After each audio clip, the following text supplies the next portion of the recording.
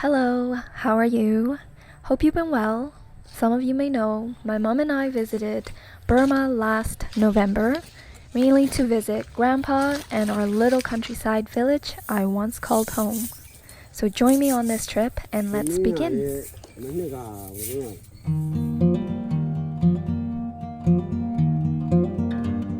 So after 19 hours of flying over the Pacific Ocean, we finally arrive at Yangon International Airport. Immediately out the door waiting for us was my aunt and the hustle and bustle of taxi services.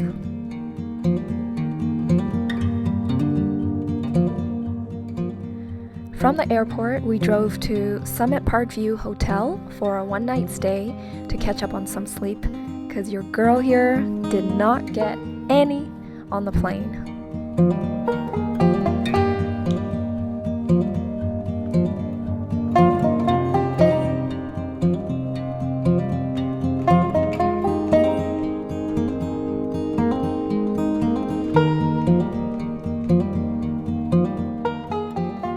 The next day, bright and early at the crack of dawn, we and our 6 luggages made it to the main bus terminal for another 7 hours of travel to Kayin and limesLittleWin. And if you don't know where that is, lucky for you, I made a map. And you'll see here to the right is our final destination.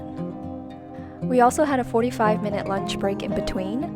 I didn't get any footage because my phone battery ran out, so you'll just have to use your imagination, okay? We finally make it to limesLittleWin, and just 15 minutes outside of this town is our final destination, our tiny little village called Guandakong. And next to this little shop is a very narrow road that leads straight to Grandpa's place. So here we are, 7 years later for me, home for the next 3.5 weeks.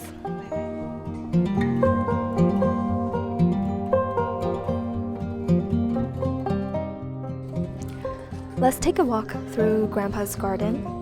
He calls it garden, it's more like an orchard. Into the garden we go, or as I like to imagine, entering Narnia. Here you'll find kaffir lime trees and pomelo trees. November was the end of rambutan season, but luckily there were still some left for me. And oh my gosh, they were so juicy and so sweet. I didn't get to film much, but here you'll also find gigantic banana trees, pineapples, durian trees, papaya trees, and of course, all kinds of vegetables and herbs. This year, Grandpa grew some long green beans, and wow, did they ever grow. Now, is there ever such a thing as too much? Why, yes there is. But if it's not eaten among the family and grandbabies, it's usually shared with neighbors, nearby relatives or friends, offered to the local monastery, or sometimes my aunt will go to the nearest town and sell them at the market.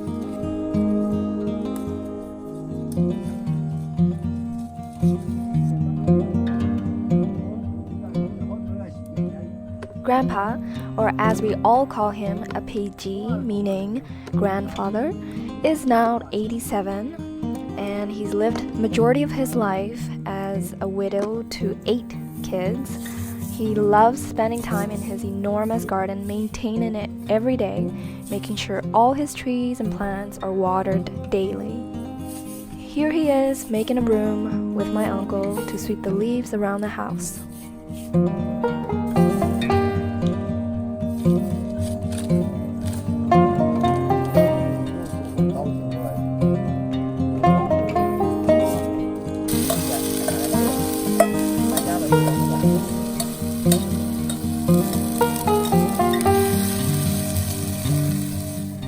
It's now evening, and my aunt is preparing dinner.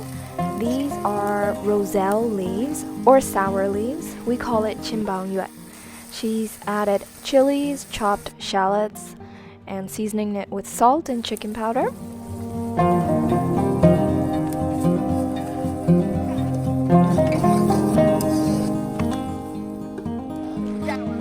surprise, she's also adding escargot, freshly caught and bought from this morning. The trick is to chop the ends off so it's easy to eat them later.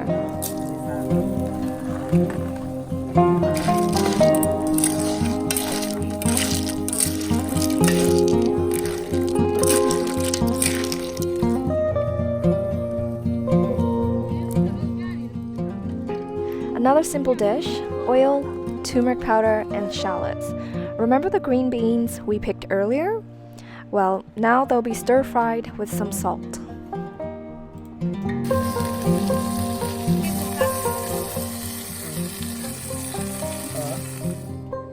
The third main dish is called basun chinto, basically shrimp meat preserved in banana leaves.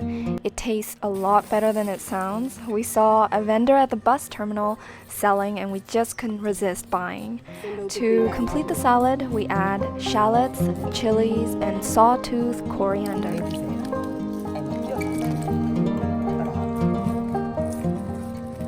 Dinner is complete and we are ready to eat.